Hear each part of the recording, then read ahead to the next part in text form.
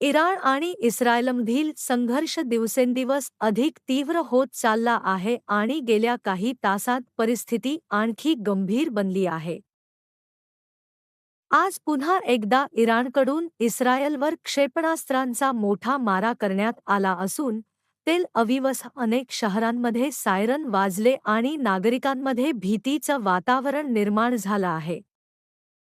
या हल्ल्यांमध्ये काही ठिकाणी इमारतींचं नुकसान झालं असून अनेक लोक जखमी झाल्याची माहिती समोर येत आहे.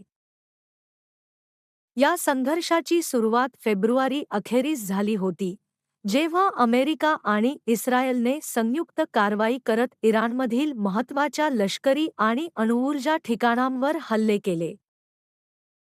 या कारवाईमध्ये इराणच्या सर्वोच्च नेतृत्वालाही मोठा फटका बसला आणि त्यानंतर इराणने प्रतिहल्ल्यांची मालिका सुरू केली. तेव्हापासून दोन्ही देशांमध्ये सतत क्षेपणास्त्र आणि ड्रोन हल्ले होत आहेत. दरम्यान, इराणने अत्याधुनिक शस्त्रांचा वापर वाढवला असून क्लस्टर बॉम्बसारख्या धोकादायक तंत्रज्ञानाचा वापर केल्याची माहिती समोर आली आहे.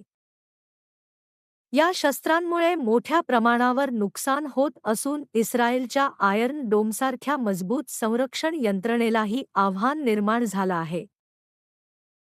काही क्षेपणास्त्रांनी संरक्षण भेदून थेट शहरांमध्ये स्फोट घडवले आहेत, ज्यामुळे नागरिकांमध्ये भीतीचं वातावरण आणखी वाढलं आहे. याच दरम्यान, अमेरिकेने या संघर्षात महत्त्वाची भूमिका बजावली आहे. अमेरिकेचे राष्ट्राध्यक्ष डोनाल्ड ट्रम्प यांनी इराणवर होणाऱ्या काही हल्ल्यांना तात्पुरती स्थगिती दिल्याचं सांगितलं असलं, तरी इराणने या चर्चांना पूर्णपणे नाकारलं आहे.